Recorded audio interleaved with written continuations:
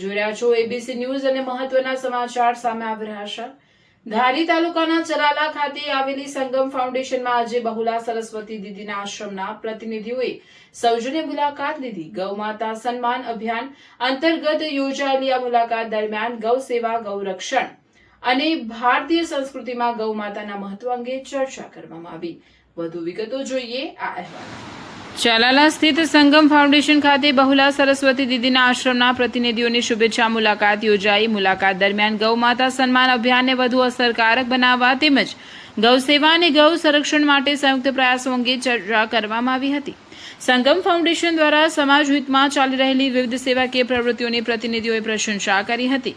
સાથે જ ભારતીય સંસ્કૃતિમાં ગૌ માતાના મહત્વને જન જન સુધી પહોંચાડવા માટે જાગૃતિ અભિયાનને વધુ વેગ આપવાનો સંકલ્પ વ્યક્ત કર્યો હતો। મુલાકાતના અંતે બંને સંસ્થાના પ્રતિનિધિઓએ ગૌ સંરક્ષણ અને સમાજમાં જનજાગૃતિ લાવવા માટે પરસ્પર સહયોગથી કાર્ય કરવાની પ્રતિબદ્ધતા વ્યક્ત કરી હતી।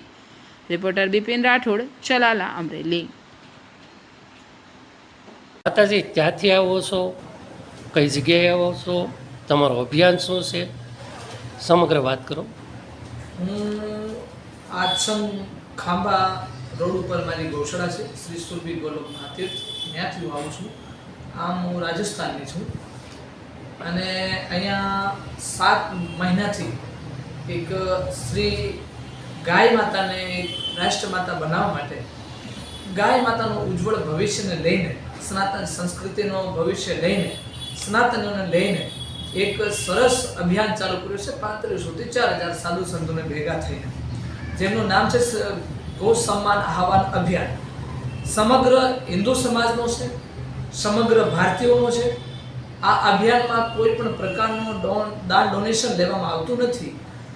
આ અભિયાનને આપણે બધાએ ભેગા થઈને અભિયાનને પૂરો કરવાનો છે અને આ અભિયાનને પૂરો કરવા માટે આજે હું આવી છું સંગમ ફાઉન્ડેશન ટ્રસ્ટના પ્રમુખને મુલાકાત લેવા, અને આજે એના સાથે મુલાકાત લઈને અમને આ અભિયાનને પૂરી તરીકેથી સફળ થાય અને આ અભિયાનમાં જેટલો સહયોગ બનશે એટલો સહયોગની અપેક્ષા રાખતા મુજબ અમે આજે મુલાકાત લેવા આવ્યા છીએ।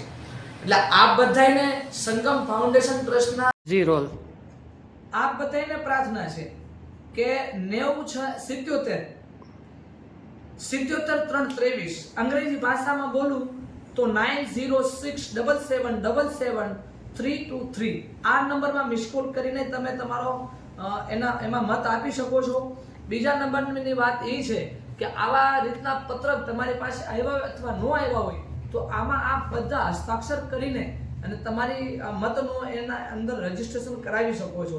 આ અભિયાન છે, આંદોલન નથી, કોઈના વિરોધમાં નથી, કોઈના પક્ષમાં અપક્ષમાં નથી, ફક્ત ને ફક્ત આ એક જન અભિયાન છે અને જન જાગૃતિ માટે છે, જેથી કરીને ગાય માતાનો સરખો ન્યાય અને ગાય માતાનો સરખો સન્માન મળે એમની માટે છે। બાકી બીજું એમાં કોઈ પણ પ્રકારની સરકાર, પાર્ટી અથવા કોઈ નેતા અથવા કોઈ પણ વ્યક્તિના વિરોધમાં, સંગઠનના વિરોધમાં નથી।